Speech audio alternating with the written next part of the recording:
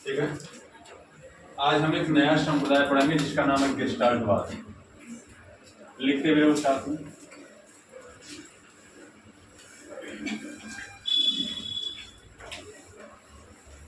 गेस्टाल्टवाद।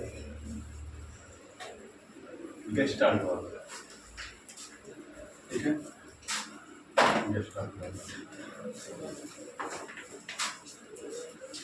कब लाया गया इसको बहुत जानने का जरूरत नहीं, क्योंकि ऐसे क्वेश्चन नहीं पूछे कब इस संप्रदाय को लाया गया। हाँ, प्रतिपादक कौन है इसकी बात होगी, इसका अर्थ क्या होता है, इसका मतलब क्या होता है, सारी चीजों के बारे में जिक्र किया जाएगा, चर्चा की जाएगी।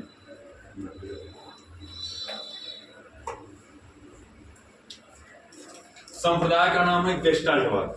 पास में आइए, लाने वाले कौन है, लाने वाले जो संप्रदाय कौन है, मैक्स वर्डमैन। मैक्स वर्डमैन कहीं कहीं मतलब इनके एक सहयोगी भी थे, कोफका, नाम सुने हो? हाँ सुन लो, हाँ ये बोलो पढ़े, मैक्स वर्डमैन और कोफका। कई सारे मनोवैज्ञानिक, लेकिन खास करके जिन मनोवैज्ञानिकों का विशेष योगदान रहता है उनके बारे में। ठीक है, लिखते रहे मैं कभी जाऊँ कोई भरोसा नहीं, अचानक से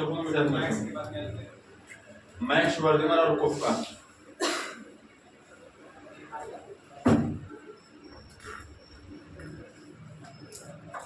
ध्यान दीजिए, ये जो गेस्टाल्ट शब्द है, समझिए मेरी बात, गेस्टाल्ट जो शब्द है इसका अर्थ क्या होता है। गेस्टाल्ट शब्द जो है जर्मन भाषा का एक शब्द, थोड़ा समझिए। गेस्टाल्ट जो शब्द है यह जर्मन भाषा का एक शब्द है जिसका अर्थ होता है संपूर्ण आकृति या संपूर्ण चित्र। बात समझिएगा, यह जर्मन भाषा का एक शब्द है गेस्टाल्ट, जिसका अर्थ होता है संपूर्ण आकृति या संपूर्ण चित्र। यह संप्रदाय जब लाया गया तो इस संप्रदाय का तात्पर्य यही था कि कोई भी व्यक्ति किसी भी समस्या का समाधान तब तक नहीं कर सकता जब तक कि समस्या पूर्ण रूप से उसके सामने उपस्थित न हो। कोई भी समस्या आपके सामने पूर्ण रूप से जब तक उपस्थित नहीं होगी तब तक आप उस समस्या का समाधान नहीं कर सकते। मैं आपसे क्वेश्चन पूछता हूँ, 5 किलो सेब का दाम जो है कि 500 रुपए, तो 1 लीटर दूध का दाम बताओ, आप क्या बोलेंगे? सर आप सेब का बता रहे हैं और उसका पूछ रहे हैं, मतलब समस्या तो पूरी है ही नहीं है। पास में आ रही है, आप डॉक्टर के पास जाएं, बात नहीं, आप डॉक्टर के पास जाएं और डॉक्टर आपसे पूछे क्या हुआ है, और आप कहेंगे बहुत बड़का डॉक्टर हो, देख के बताओ क्या हुआ है, यही ना? आप ये बोल रहे हैं कि देख करके बताइए क्या हुआ है, या फिर आप एक काम कीजिए कि मुझे देख करके बताइए और इलाज कीजिए, ठीक कीजिए। आपके लक्षण देखकर कुछ अनुमान वो लगाएगा, लेकिन जब तक आप पूरी समस्या नहीं बताएंगे तब तक वो पूर्ण रूप से आपको ठीक नहीं कर सकते। जैसे हमारे मौसा जी थोड़ा सी मतलब बुजुर्ग आदमी है, खास करके यादव जी भी हैं, तो थोड़ा सा तो रहेगा। तो है क्या, जैसे मैं जातिवाद की बात नहीं कर रहा, चीजें मैं उसकी बात मजाक के तौर पर कर रहा हूँ। है क्या कि वो गए डॉक्टर के पास इलाज कराने के लिए, उनको थोड़ा सा हार्ट की समस्या थी, और हार्ट की समस्या थी, डॉक्टर साहब के पास गए। तो डॉक्टर साहब जो थे वो परिचित थे भैया के, तो गए तो मौसा जी हमारे हैं, तो थोड़ा सा डॉक्टर साहब परिचित है, तो भी बोले कहाँ मौसा का भैल है, क्या समस्या है? तो कह रहे हैं कि एकदम अंगड़ाई लेते हुए, अब देखा ही है बाटी का भैल बा, देख के बतावा, बात समझा रही है। तो ये बोले कि अरे हम कह रहे बताइए समस्या क्या है, कह रहे समस्या देख के बताओ लोगों का भैल बा, का लोन पढ़ ले हम तो यहाँ परीक्षा ले रहा है, अब तो एक टैबलेट करवाई है, फिर दोबारा डॉक्टर साहब से मिले लगना रही जी बात। तो कहने का मतलब क्या है, डॉक्टर साहब भी ऐसा लगे साहब बड़े इंटरेस्टेड आदमी हैं, अरे पढ़िए तो बताइए हुआ क्या है। तो डॉक्टर भाई जो पढ़ा लिखा के तो पकड़ लेता है, तो डॉक्टर समझ जाए वो समस्या क्या है। हमने बोला कि थोड़ा सा मैं पहले तो बता चुका था कि उनकी ये समस्या है, तो डॉक्टर साहब को पता था, वो समझ गए कि मौसा बताएंगे कैसे। इसके लिए इन्होंने क्या किया, डॉक्टर साहब इनको जो रोग था मौसा जी, उसके विपरीत रोग बताना शुरू किया। और जानते थे जब उल्टा सीधा बताऊंगा मौसा बढ़ गएंगे, हम के ही ना बोले, हम क्या ही बोले, समझ आ रही है। इसके बाद बताना शुरू कर देंगे, तो कुछ गलत चीजें बताना शुरू की है कि आपको बुखार ज्यादा आता है, आपको भूख नहीं लगती, हालांकि भूख खूब लगती थी, भूख नहीं लगती है, ठीक है, और जो है कि घूमने फिरने का मन नहीं करता, काम नहीं करते हैं, और काम मौसा को करना है। क्या तू डॉक्टर हो, बात में आ रही है। हमके हार्ट का समस्या है, बिल्कुल बीमारी हमके इलाज बोले, बस यही मैं जानना चाहता था। इसके बाद उन्होंने पूछना शुरू किया कि आपको समस्या, इन्होंने बताया कि हार्ट की समस्या है, क्या क्या चीजें होती हैं। उस हिसाब से उन्होंने क्या किया, डॉक्टर ने दवा लिखा और दवा लिखने के बाद इलाज चेक वगैरह करने के बाद, जो भी जरूरी इलाज वगैरह होता है उसको करने के बाद उनको दवा दिया गया, ठीक हो गया। कहने का मतलब क्या है, अगर वह व्यक्ति गए होते, मतलब जो भी हमारे रिलेटिव थे, अगर वो गए होते और समस्या को नहीं बताए होते, समस्या की पूरी जानकारी अगर उनको नहीं दिए होते, तो क्या उस समस्या का समाधान हो पाता? उस समस्या का समाधान हो पाता? बिल्कुल नहीं हो पाता। गेस्टाल्टवाद जो संप्रदाय है, संप्रदाय ये कहता है कि हम किसी भी समस्या का समाधान तब तक नहीं कर सकते जब तक वह समस्या हमारे सामने पूर्ण रूप से उपस्थित ना हो। बात में नहीं, थोड़ा सा लिख लीजिए। गेस्टाल्ट है क्या रे भाई? गेस्टाल्ट यह है क्या कि ये जर्मन भाषा का एक शब्द। आज मैं राइटिंग में सुधार कर रहा हूँ, 2 पन्ना नकल लिखनी है राइटिंग सुधारने के लिए। गेस्टाल्ट, ठीक है। इसके बाद भी नहीं सुधर रही, नालायक है एकदम राइटिंग में, है क्या? यह जर्मन भाषा का शब्द है। इस क्वेश्चन में लिखे कैसे लिख देते हैं? यह क्या? यह जर्मन भाषा का एक शब्द, जर्मन, यह जर्मन भाषा का एक शब्द है।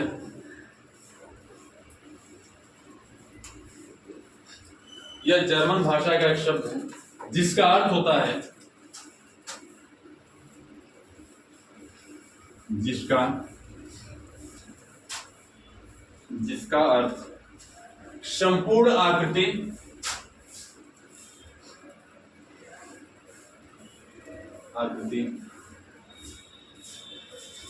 जिसका अर्थ संपूर्ण आकृति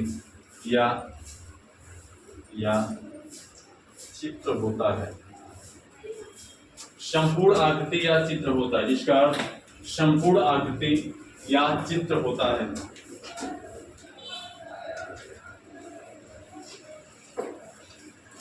ठीक है। अर्थात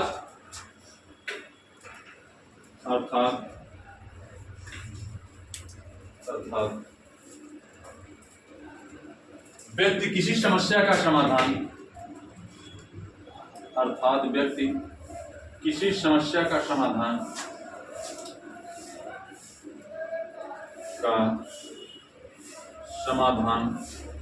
तब तक नहीं कर सकता, समाधान तब तक नहीं कर सकता जब तक उसके सामने, जब तक समस्या पूर्ण रूप से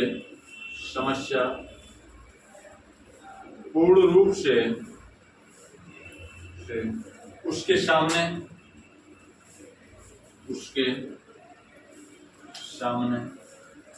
उपस्थित न हो।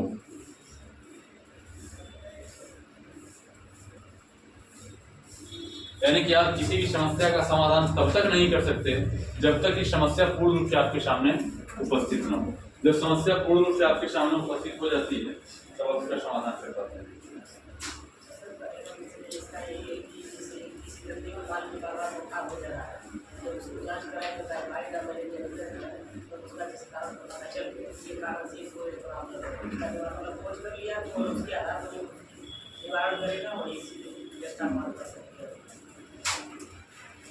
उपस्थित, पूर्ण रूप से उपस्थित ना हो, समस्या पूर्ण रूप से सामने उपस्थित। व्यक्ति किसी भी समस्या का समाधान तब तक नहीं कर सकता जब तक कि समस्या पूर्ण रूप से उसके सामने उपस्थित न हो। उपस्थित न हो, शुद्ध होना चाहिए, उपस्थित न हो। यानी कोई समस्या संपूर्ण रूप से जब तक आपके सामने उपस्थित नहीं होगी तब तक आप समस्या का समाधान नहीं कर सकते। बात समझ आ रही? गांव में कहावत एक चीज चलती है कि पंचायत वगैरह का नाम सुने हो? तो गांव में जो पंचायत वगैरह होती है, पंच के बोला ला भैया 4 आदमी हम बटोरा थे, 4 आदमी तुम बटोरा, पंच फैसला करिए कि भदेरी के फेंकला दाल वाली। बात समझ रही है? झगड़े का कारण क्या है? छोटी बहू फेंक दी, बड़ी बहू जो है दाल समेट के लिए गई, खा गई। तो झगड़ा तो हुआ, तो कहने का मतलब है कि भी 4 लोग आते हैं, तो क्या जो 4, 5 लोग, 10 लोग जो पंच बन करके आते हैं, क्या 5 मिनट में किसी भी समस्या मतलब कि समझौता कर देते हैं, 5 मिनट में पंचायत समाप्त हो जाती है, या फिर आते हैं टास उड़ा करके बोल देते हैं तो जीत लो तो हर लो, ऐसा कर देते हैं? ऐसा तो नहीं करते हैं। आप देखते हैं वो लोग करते क्या है, वो लोग सामने बैठते हैं और दोनों लोग जिनमें विवाद रहता है, समझिएगा मेरी बात, मैं जिस चीज को समझाना चाहता हूँ उसको समझने की प्रयास कीजिएगा। जो भी विवाद रहता है, दोनों पक्ष जब आमने सामने बैठता है तो दोनों पक्ष अपनी अपनी समस्याओं को कहता है, पास में आ रही है, क्योंकि एक पक्ष कहेगा तो अपनी अच्छाइयों को बताएगा, अपनी बुराइयों को नहीं बताएगा या उसकी गलती क्या है। सामने वाला आएगा तो वो भी अपनी अच्छाई बताएगा, मेरी गलती नहीं है। जब दोनों आमने सामने बैठेंगे तो अपनी अच्छाई बताएगा, तो एक कमी बताएगा ना ऐसे ना ऐसे भाई, ये जब अपनी अच्छाई बताओगे ये बताना ना ऐसे नहीं ऐसे हुआ। तो पंच लोग करते क्या है, जब दोनों लोग सामने बैठते हैं, दोनों पक्ष सामने बैठता है, सामने बैठने के बाद दोनों लोग अपनी अपनी समस्या रखते हैं, और जो वरिष्ठ लोग होते हैं जो उस समस्या का समाधान करने के लिए वहां पे गए हुए रहते हैं, वो दोनों पक्ष की बातों को, दोनों लोगों की बातों को सुनते हैं। पास में रहिए, दोनों लोगों को, दोनों पक्ष की बातों को सुनने के बाद घंटे, 1.5 घंटे, 2 घंटे सुनने के बाद, 4 घंटे, कभी 5-5 घंटे भी चल जाती है। इसके बाद सारी चीजें सुनने के बाद एक निर्णय पर पहुंचते हैं, गलती किसकी है, कमी कहाँ से है, जिसकी कमी रहती है उस कमी को दूर करने के लिए उससे कहा जाता है, जिसकी अच्छाइयां रहती है उसको कहा जाता है भाई आप अच्छा काम करें, इस तरह से आप लगे रहिए। इस प्रकार से क्या होता है, समस्या का समाधान। जिस चीज को लेकर के परिवार में जो विवाद रहता है, जो वरिष्ठ लोग बैठते हैं, जिसकी गलती रहती है उसी गलती को निकाला जाता है, उसी गलती को दूर करने का प्रयास किया जाता है, तब जाकर क्या होता है, समस्या का समाधान होता है। क्या आप एक पक्ष को सुने और सुनने के बाद जाकर के निर्णय दे दें, क्या समस्या समाधान हो जाएगा? बिल्कुल नहीं होगा। गेस्टाल्टवाद यही कहता है कि हम किसी भी समस्या का समाधान तब तक नहीं कर सकते जब तक कि समस्या पूर्ण रूप से हमारे सामने उपस्थित ना हो। घंटे, 1.5 घंटे चलने का मतलब है कि समस्या, इस बीच में लोग अपनी अपनी बातों करते हैं तो समस्या पूर्ण रूप से हमारे सामने क्या हो जाती है, उपस्थित हो जाती है। और पूर्ण रूप से जब समस्या हमारे सामने उपस्थित हो जाएगी तो गलतफहमियां भी दूर हो जाएंगी, तो समस्या भी क्या हो जाएगी, समस्या का समाधान भी हो जाएगा। तो गेस्टाल्टवाद भाई यही कहता है कि किसी भी समस्या का समाधान तब तक नहीं किया जा सकता जब तक कि समस्या पूर्ण रूप से हमारे सामने उपस्थित न हो। ऐसा होता है कि नहीं, सबके परिवार में होता होगा, जब वाद विवाद होता होगा, झगड़ा होता होगा, तो जो बहू है किसको बुलाएगी, रोक पापा के फोन करते हैं, यही ना, भैया के फोन करते हैं, भैया उधार के बंदूक लिया के मार देंगे। बात समझ आ रही है? मतलब है क्या, वो अपने पक्ष को बुलाएगी, ये अपने पक्ष को बुलाएंगे, इसके बाद धीरे धीरे कार्यक्रम शुरू होगा। बिना बुलाए 1-2 दिन से खाना नहीं खा रही, तो पूछा खाना काहे ना खाता हूँ, तो बताएगी एकदम खा देंगे, 5 रोटी खा ली, ये बात हमके लग गई, बताओ 5 रोटी खाए, आई सभी 5 रोटी खाए लोग कहते हैं, तो अपने को नहीं कह रहा हूँ, ठीक है, ये सही 5 रोटी खाया मतलब क्या है, और उस बात को लग गया। अब धीरे धीरे दोनों लोग अपनी अपनी बातों कहेंगे तो बात में पता चलेगा कि समस्या कहाँ पर है, और सारी समस्याओं को सुनने के बाद क्या होगा, समस्या का समाधान किया जाएगा। ये चीजें होती है। गेस्टाल्टवाद का मतलब यही है कि कोई भी समस्या का समाधान हम तब तक नहीं कर सकते जब तक कि समस्या हमारे सामने पूर्ण रूप से उपस्थित ना हो। यही कारण है, बात नहीं, यही कारण है कि जो शिक्षण विधि है यह पूर्ण से अंश की ओर की बात करता है, कि कोई भी पहले सारा फिगर एक साथ बता दिया जाता है कि ये चीजें हैं। जैसे कि पंचायत जब बटुरती है तो जिसके पास आप जाएंगे तो बोलेंगे ना हमारे घर विवाद थोड़ा सा आ जाइए, तो जो कहने के लिए जाता है कि थोड़ा सा कल आ जाएगा तो पूछता हुआ क्या है, तो राउंड फिगर में बता देते हैं कि थोड़ा सा ऐसा ऐसा विवाद है, पूरी बातें नहीं बताते हैं, मतलब संपूर्ण चीज थोड़ा सा बता देते हैं। तो क्या संपूर्ण चीज बताते हैं, और जब पंच बैठते हैं, लोग बैठते हैं, तो छोटी छोटी बातें निकल करके आती हैं। यानी कि किस शिक्षण सिद्धांत का पालन करता है, पूर्ण से अंश की ओर। पूर्ण बता दिया गया है, जैसे आपसे मैं पूछूं कि रामायण क्या है, तो आप क्या बताएंगे कि राम की बीवी को राक्षस छुड़ा ले गए, राम उसको छुड़ाने के लिए गए और उस राक्षस का वध करके लेके चले, रामायण खत्म। क्या इतने में ही है? ये तो सार है, संपूर्ण हमने बता दिया। लेकिन आप इसको देखेंगे, पढ़ेंगे तो ढेर सारी चीज, छोटी छोटी चीजें निकल करके आएंगी। तो किस शिक्षण सिद्धांत पर कार्य करता है, यह पूर्ण से अंश की ओर, पूर्ण से अंश की ओर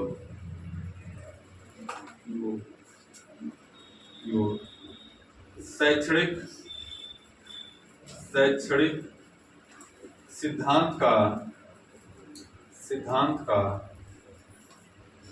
पालन करता है।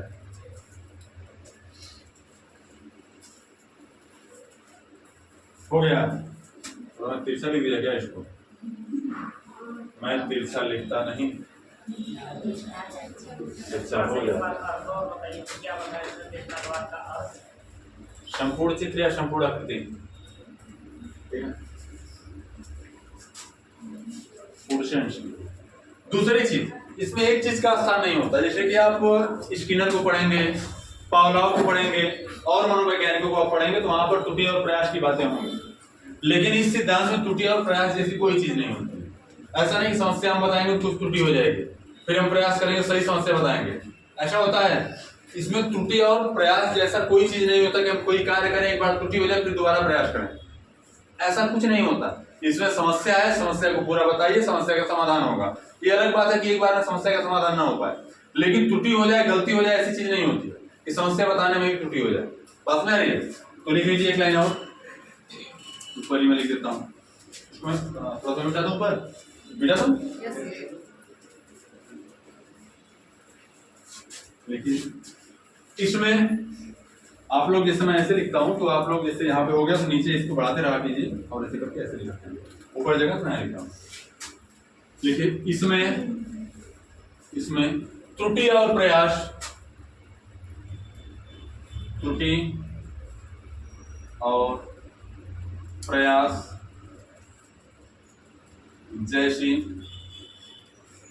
त्रुटि और प्रयास जैसी कोई बात नहीं होती, कोई बात नहीं होती है। कोई बात है, कोई चीज नहीं होती, कोई बात है, कोई चीज नहीं होती। ये देखो, मैं त्रुटि प्रयास की बात कर रहा हूं, आप खुद त्रुटि कर रहा हूं, त्रुटि हो गया ना, फिर मिटाया गया।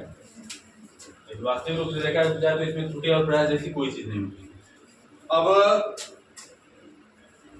गेस्टाल्टवाद हम पढ़ रहे हैं, कोहलर और कोफका की अगर बात जब भी आएगी तो आप एक कहानी आएगी। सुल्तान नामक एक चिंपैंजी था जो केले के ऊपर को उठाकर किस प्रकार से खाया। ये चीजें हम तब पढ़ेंगे जब गेस्टाल्ट को पढ़ेंगे। अभी हम जो संप्रदाय पढ़ रहे हैं, संप्रदाय के माध्यम से जिस मनोवैज्ञानिक को हम पढ़ रहे हैं उसका एक छोटा सा पार्ट पढ़ रहे हैं। अभी इन मनोवैज्ञानिकों को स्पेशल रूप से हम अलग पढ़ेंगे। पास में आ रही है? हम कोहलर और कोफका को अलग से पढ़ेंगे और कोहलर और कोफका ने कौन सा सिद्धांत, इसके अलावा भी कौन सा सिद्धांत दिया हुआ है इसके बारे में पढ़ेंगे। जैसे ही मनोविश्लेषणवाद खत्म हुआ है, सिगमंड फ्राइड का हमने छोटा सा पार्ट पढ़ा हुआ है, संप्रदाय से संबंधित जो चीज था। अभी सिगमंड फ्राइड को हम अलग से पढ़ेंगे, एक अलग टॉपिक बना करके। तो हम अलग मनोवैज्ञानिकों को अलग रूप से भी पढ़ेंगे। तो जो त्रुटियां, खास करके जो चिंपैंजी जो सुल्तान वाली जो कहानी है, वो चीजें हम तब पढ़ेंगे जब कोहलर और कोफका को जब सभी मनोवैज्ञानिकों को बारी बारी से पढ़ना शुरू किया जाएगा, उस समय हम विस्तृत जानकारी इसके बारे में इकट्ठा करने का प्रयास करेंगे। अभी चीजें क्या है, अभी संप्रदाय चल रहा है, तो संप्रदाय से संबंधित जितनी चीजें हैं और जितनी बातें हैं उसके बारे में केवल हम पढ़ रहे हैं। बात समझ रही है? बाकी चीजें आगे पढ़ा जाएगा। आगे लिखिए, गेस्टाल्टवाद के नियम 5 से 7 नियम है। मैं आपको 2 या 3 नियम लिखवाऊंगा, जो चीजें जरूरी है, जहां से संबंध रखता है उसकी बात किया जाएगा। ठीक है? गेस्टाल्टवाद के नियम बता दें।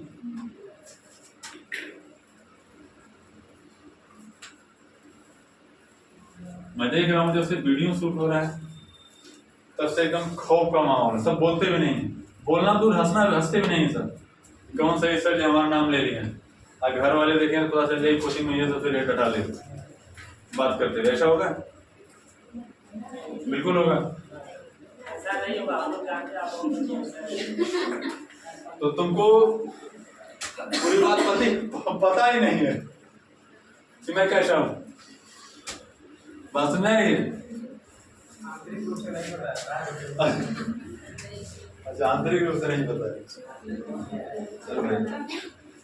गेस्टाल्टवाद के नियम, इसको मिटा रहा हूं।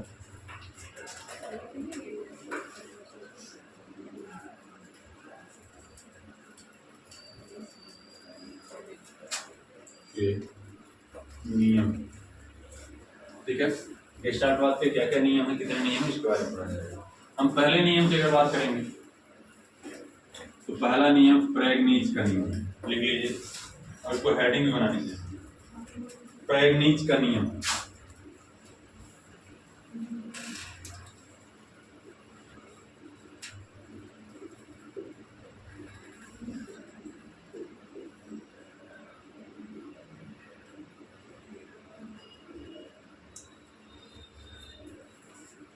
प्रैग्नीज का नियम।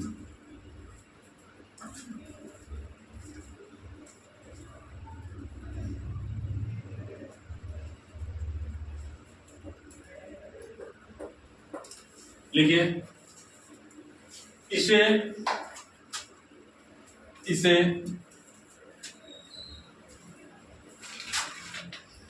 इसे अच्छी आकृति का नियम, इसे अच्छी आकृति का नियम भी कहते हैं।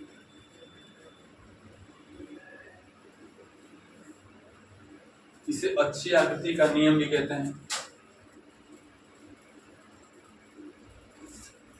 इसे अच्छी आकृति का नियम भी कहते हैं।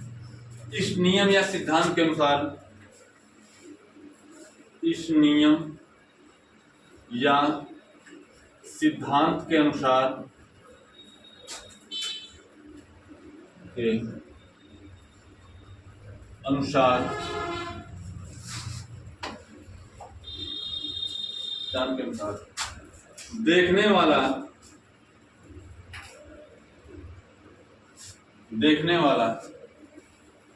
देखने वाला अधूरी आकृति को भी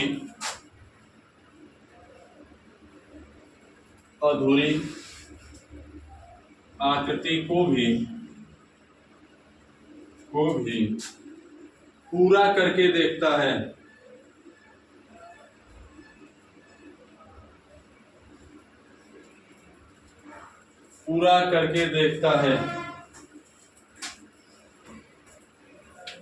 इसे देखने वाला अधूरी आकृति को भी पूरा करके देखता है।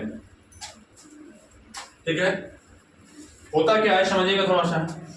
यह सिद्धांत, यह नियम यह कहता है कि किसी व्यक्ति के सामने जब कोई भी समस्या के अलावा कोई भी आकृति या फिर कोई समस्या से संबंधित है, आकृति संबंधी कोई समस्या जब आती है तो वह आकृति अगर अधूरी भी है तो व्यक्ति क्या करता है, उसको पूरा करके समझ लेता है और जान लेता है। जैसे मैं आपके सामने एक फिगर बना रहा हूँ, जैसे मैं यहाँ आपके सामने एक फिगर बना रहा हूँ, थोड़ा सा बताइएगा।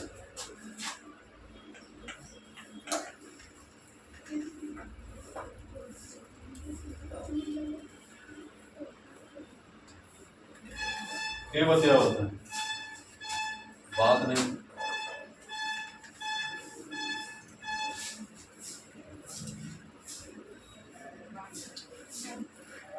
ये क्या है, बाल्टी ऐसी होती है, इधर से पानी निकल नहीं जाएगा। मतलब है क्या, जो आकृति आपके सामने आई, कोई बोला फुटाई बाल्टी है, बाल्टी है लेकिन फुटाई है।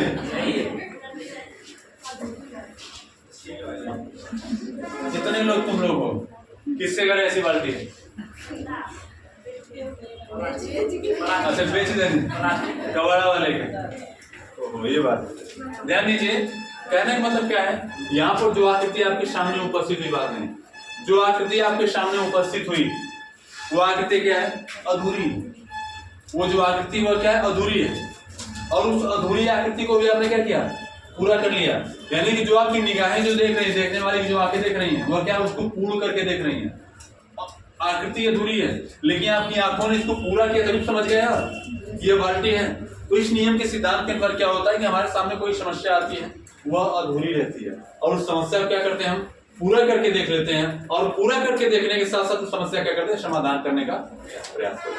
क्योंकि ये नियम किससे संबंधित है, गेस्टाल्टवाद से संबंधित है। अधूरी समस्या भी आएगी तो हम उसको पूरा कर लेंगे, समस्या का अधूरा फिगर भी हमारे सामने आएगा तो उस समस्या को हम पूरा करके देख लेंगे और उसे क्या करेंगे, उसे समझने और समस्या का समाधान करने का प्रयास करेंगे। कोई दिक्कत, कोई समस्या? प्रेग्नेंस का सिद्धांत यही कहता है कि इसे अच्छी आकृति का नियम भी कहते हैं कि आकृति खराब भी रहेगी तो आकृति को अच्छा करके समझ लेंगे और क्या करेंगे, उस समस्या का समाधान करने का प्रयास करेंगे। यहाँ से पता चल गया ना कि बाल्टी कैसी है, फुट रही है, मतलब चिप्पी मार दो यहीं पर तो ठीक हो जाएगी, मतलब समस्या का समाधान हो जाएगा। बात में आ रही है, इसको बना भी लीजिए। ये चीजें आपको एकदम व्यवहारिक जीवन में समझने के लिए हेल्प करेंगे बच्चों। बाकी तो अभी मैं क्या आकृति और बना रहा हूँ, हंसना नहीं, क्या बनाऊं मैं, कोई लगातार इधर देखे तो मैं उसी का फिगर बना दूं।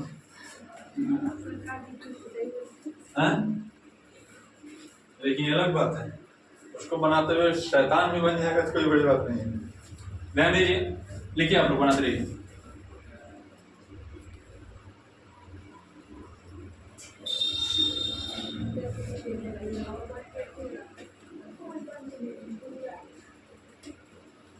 क्या दिख रहा है? बोलो बोलो बोलो। पिपीरी? अरे मेरा पिपीरी क्या होती है? सीटी बता, छोटे बच्चे पिपीरी बता रहे हैं। क्या दिख रहा है? फूका जाए कैसे? हाँ, ये देखो, जो जाने दो, ये ठीक नहीं। अभी कोई बताए चिलम दिख रहा है, आसपास गधेड़ी रहते हैं, तुम्हारे गांव पे दिखता है, ठीक है, कोई बात नहीं। कहने का मतलब क्या है, चीज बनाया गया, ठीक है। एक फिगर और आप बना लीजिए, बना लीजिए इसको।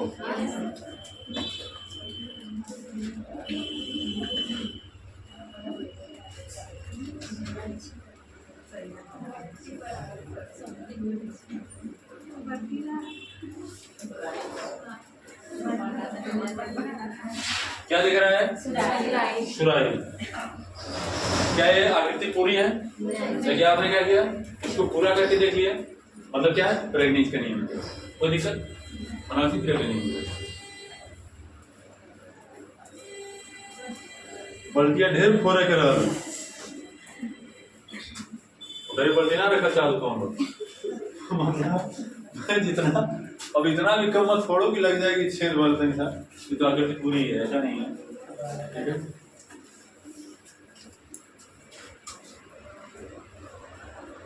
इसको मैं मिटा रहा हूँ, हो गया। मैं दूसरे नियम की बात करता हूँ, कम से कम 3-4 नियम तो बच्चे तुमको पढ़ी लोगे, सही रहेगा, ठीक है। तो टाइम बता देना कितना होगा। 47।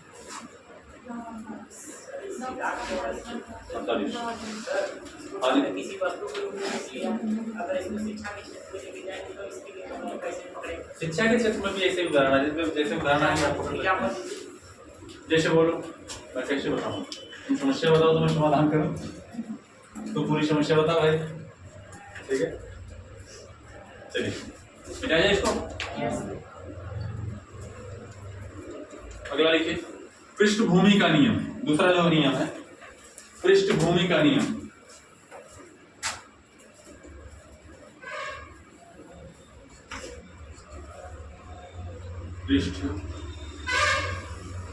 पृष्ठभूमि का नियम। पृष्ठभूमि का नियम।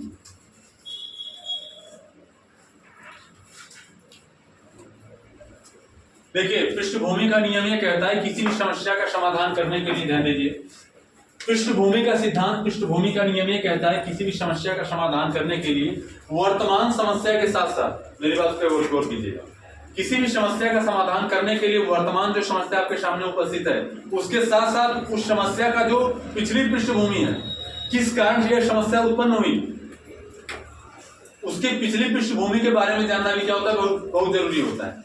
कई बार जो वर्तमान समस्या जो हमारे सामने होती है उसका रीजन क्या होता है, पीछे की पृष्ठभूमि होती है। अगर आप मानसिक रूप से कमजोर हो गए, इसको लिख लीजिए, तो मैं उदाहरण आपको देता हूं, लिखिए, साथ में लिखते रहिए। किसी भी समस्या को हल करने के लिए इस सिद्धांत के अनुसार, इस नियम के अनुसार, इस नियम के अनुसार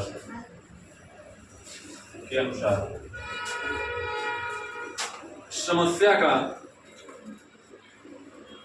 समस्या का, इस नियम के अनुसार समस्या का समाधान करने के लिए, समस्या का समाधान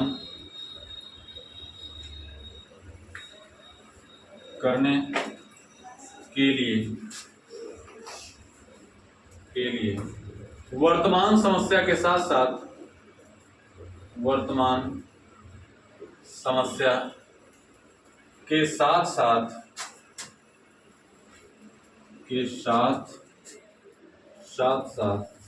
उसके पृष्ठभूमि को जानना भी जरूरी होता है। उस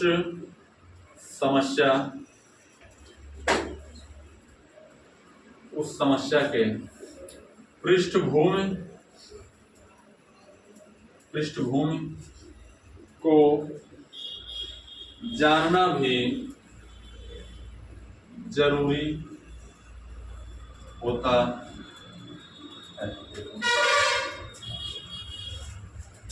जानना भी जरूरी होता है।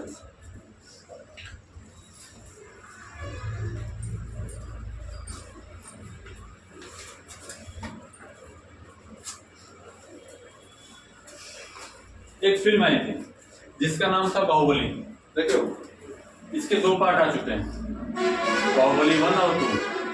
क्या आप बाहुबली की जो दूसरा पार्ट देखेंगे तो क्या पूरी कहानी आपके समझ में आ जाएगा? समझिएगा, बाहुबली के दूसरे पार्ट को, बाहुबली जो फिल्म है उसके दूसरे पार्ट को आप देखेंगे तो पूरी कहानी, पूरे किरदार, पूरी जो उसकी कहानी है, ठीक है, तो किसका क्या रोल है, क्या किरदार है, उस किरदार को वास्तविक रूप से आप पहचान पाएंगे, जान पाएंगे?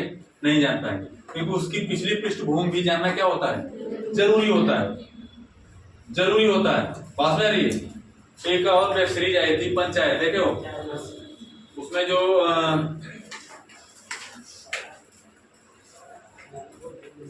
जिसकी माँ जो बूढ़ी दादी होती है, जो कहती है कि अंदर से अच्छा नहीं लग रहा है, वैसे देखे देखे, जिसमें जो उसकी माँ होती है, जिसको आवाज चाहिए होता है और बहाना बना के बैठी रहती है कि अंदर से कुछ अच्छा नहीं लग रहा है। देखे नहीं हो तो क्या ऐसे देखे हो? नहीं देखे हो तो बताओ कि नहीं देखे, मैं उदाहरण ऐसा दे रहा हूँ। क्या हुआ? अच्छा देखे नहीं फिर भी सुन रहे थे। अरे मैं बोल चुका, तुम सब देखे ही नहीं, हवा ही नहीं लगी तुम सबको। चलिए दूसरे उदाहरण को लेते हैं। कहना कि मतलब कई बार ऐसा होता है जिससे कि कोई बालक या फिर कोई यंग एज का लड़का किसी डॉक्टर के पास जाता है और जाने के बाद वहाँ बताता है भाई हमको क्या क्या दिक्कत हो रही है, तो पता चलता है कि भाई इसको रह के अचानक अचेत हो जाता है, बेहोश होकर गिर जाता है, किसी से बातचीत नहीं करता है, चिड़चिड़ा सा रहता है, बात समझ रही है? चिड़चिड़ा सा रहता है, हमेशा गुस्साया रहता है, कहीं घूमने फिरने नहीं जाता है, किसी से मिलता जुलता नहीं है। तो लोग पूछेंगे ऐसा क्यों, मतलब पहले से कुछ नहीं, ऐसा पहले से नहीं है, 2-4 10 दिन 15 दिन से ऐसा हो रहा है, ठीक है, किससे बात नहीं करता, चिड़चिड़ा रहता, कहता मैं जीऊंगा मैं मर जाऊंगा। तो डॉक्टर क्या करेगा? डॉक्टर बोलेगा हो सकता है अंदर कोई समस्या हो, उसके लक्षण पूछेगा, लक्षण के हिसाब दवा दे देगा। वह दवा काम नहीं कर रही है, दवा काम मतलब उसको आराम नहीं हो रहा है। डॉक्टर तो डॉक्टर होता है, और डॉक्टर अच्छा डॉक्टर वही है जो आपका शारीरिक स्थिति के साथ साथ मानसिक स्थिति को समझने का प्रयास करेगा, वही अच्छा डॉक्टर है। आज के समय में डॉक्टर परेशान है, डॉक्टर भी परेशान, जो बेस्ट डॉक्टर है इस एरिया का, उसके पास आप उसको बच्चे को दिखा रहे नहीं सही हो रहा है, इसके बाद आप गए डॉक्टर के पास, को पूछा है, डॉक्टर बातें कर रहा है, अच्छा बताओ क्या किए हो? बोलेगा भाई BA किया हुआ हूँ, BTC किया हुआ हूँ। अच्छा पढ़ने में कैसे थे? पढ़ते थे तो दोस्त वगैरह थे तुम्हारे? बताएगा भाई 2-4 मित्र तुम्हारे थे। तो पूछेगा कि एक बात बताओ, क्या कोई महिला मित्र तुम्हारी थी? नहीं डॉक्टर साहब ये सब बात मत पूछिए, मेरा दिमाग खराब होने लगता है। अब डॉक्टर क्या करेगा? डॉक्टर पकड़ लेगा वहां से कोई ना कोई समस्या है, यानी किसी न किसी बात का इस बालक को आघात लगा हुआ है, समझिएगा मेरी बात को। क्या करेगा वह बालक, वह जो डॉक्टर है वो इस बात को पकड़ लेगा, कहीं कहीं इस बच्चे के दिल पर आघात लगा हुआ है, अब जानने का प्रयास करेगा। तो धीरे धीरे बातें करते करते पता चलेगा इसका कोई महिला मित्र थी जिसका इससे बहुत घनिष्ठ संबंध था, घनिष्ठ इसका प्रेम और लगाव था, और किसी कारणवश इसको छोड़ के चली गई है। ये डर के मारे घर पे बता नहीं रहा है, घर वाले क्या कहेंगे? तो जाहिर सी बात है, हर कोई छिपाना चाहता है, घर वाले क्या कहेंगे? और घर वाले कहेंगे तो घर वाले ऐसे भी है, बाप तो बाप होता है, मार दे गोली छितरा जीवा तो अब इस डर से बेचारा घर में बता नहीं रहा है, मम्मी को बता नहीं सकता, अब अंदर लेके घुट रहा है वो, बात में रही है, उस चीज को अंदर लेकर के बैठे बैठे उसके अंदर घुटन हो रही है, और उस घुटन को लेकर के वो परेशान है, उस घुटन को लेकर के वो परेशान है। अब डॉक्टर के पास जब डॉक्टर उससे बातें करते करते वो उससे जब पूछा तो अचानक से वो बालक फट गया, क्या फपक फपक के रोने लगा, और सारी बातें क्या किया, जितनी कहानी थी, जितनी सारी चीजें तो बता दी कि हम घर पे नहीं बता सकते डॉक्टर, मैं किसी दोस्त को भी नहीं बता सकता, इस चीज को लेकर मैं परेशान हूँ। डॉक्टर ने क्या किया, अब डॉक्टर पकड़ लेगा इसकी मेन समस्या का, अब डॉक्टर जो इलाज करेगा वो क्या करेगा, वो वास्तविक इलाज करेगा, उसका अपने लायक हो उसको बालक को ठीक कर सकता है। मतलब क्या है, वर्तमान जो समस्या है, खा नहीं रहा है, पी नहीं रहा है, किसी से मिल जुल नहीं रहा है, ये वर्तमान समस्या है, लेकिन उस समस्या के पीछे क्या है, पृष्ठभूमि है, नहीं समझे, उस समस्या के पीछे एक पृष्ठभूमि है, उस पृष्ठभूमि के माध्यम से क्या करेगा वो डॉक्टर उस चीज को जानेगा, और जानने के बाद क्या करेगा, उस समस्या को समाधान करने का और दूर करने का प्रयास करेगा। पृष्ठभूमि का नियम यही कहता है कि किसी भी समस्या का समाधान करने के लिए वर्तमान समस्या के साथ साथ उसके उस समस्या के पृष्ठभूमि को जानना भी क्या होता है, जरूरी होता है। यही नियम क्या कहता है, इसे कहते हैं पृष्ठभूमि का नियम। कोई समस्या समझा गया, ये सारी चीजें हैं। प्लीज लीजिए, जैसे हमें कुल मिला के जब तक प्यार मोहब्बत वाला उदाहरण न मिले, सर वही ना, सपना कौन थी, सपना कौन थी, मैं क्या जानूं, मेरे लिए सपना थोड़ा थी, रोटी है ना दिलवाले के लिए, सपना कौन थी, अच्छा पृष्ठभूमि तो जान सकते हैं। बड़ा रोमांटिक हो रहा है तुम, सपने को सपना रहने दे, समय करीब, ठीक है, समय करीब, सपने लास्ट में सपना चकनाचूर होता है, और सबके साथ ये नहीं होता कि जा सिमरन जा जी ले अपनी जिंदगी। इस देश में 90% सिमरन का सपना कुछ दिया जाता है, कुचल दिया जाता है, ठीक है, तो सपना चकनाचूर होना तय, तो अपने सपने को कंट्रोल कर तू भाई, ठीक सही है। लिख लो इसको, जैसे फिल्म के, जैसे किसी फिल्म के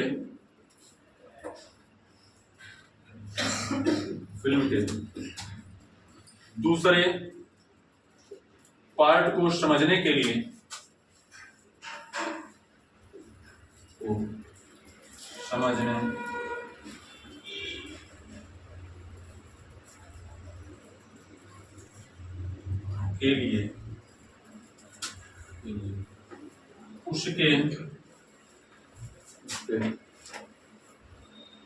उसके पृष्ठभूमि अर्थात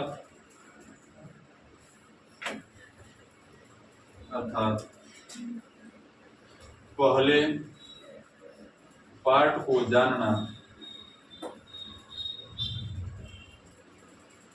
जरूरी, समझाया, लिख लीजिए।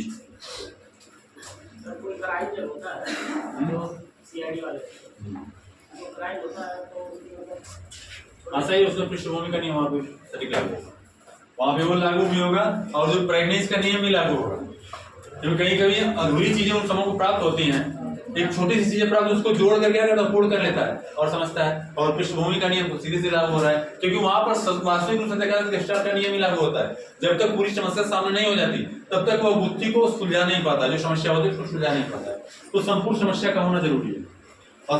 उस संपूर्ण समस्या में कभी कभी अधूरी चीजें मिलती हैं तो उसको पूर्ण करके देखता है, उसके पृष्ठभूमि में भी जाने का प्रयास करता है, घर पे कौन आया था, क्या सारी चीजें होती है, सारी चीजें होती है, ये आपका पृष्ठभूमि का नियम है। शिक्षा में तो देखा जाए तो जैसे बोलेंगे एक शब्द हिंदी किस देवनागरी लिपि से ली गई है, फिर उसकी पृष्ठभूमि तुम पूछ रहे हो, तुम बता रहे हो, बताओ तुम जानना चाहते हो बताना चाहते हो, क्लियर करो, मतलब एग्जांपल वाला थियरी हो, ठीक है, तुम जानना चाहते हो बताना चाहते हो, मैं पूछ रहा हूँ, हमारे तरह से ये चरण हो सकता है, बिल्कुल हो सकता है, मैं वही कह रहा हूँ, अगर जानते हो तो अच्छी बात है, ठीक है, और नहीं जानते हो तो फिर पूछो, ठीक है।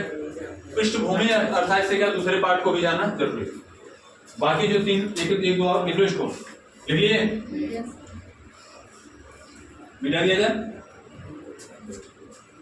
मिटा रहा हूँ, ठीक है। तो ये सारी चीजें हैं, गेस्टाल्ट का सिद्धांत आपका खत्म हुआ, एक दो नियम मैं देख लूंगा, अगर जरूरी होगा तो उसको भी बता दिया जाएगा, लेकिन ये चीजें जानना जरूरी है कि गेस्टाल्ट का मतलब क्या होता है, पूर्ण आकृति या संपूर्ण चित्र, इसी के माध्यम से क्या होता है, हम समस्या का समाधान करेंगे, ठीक है।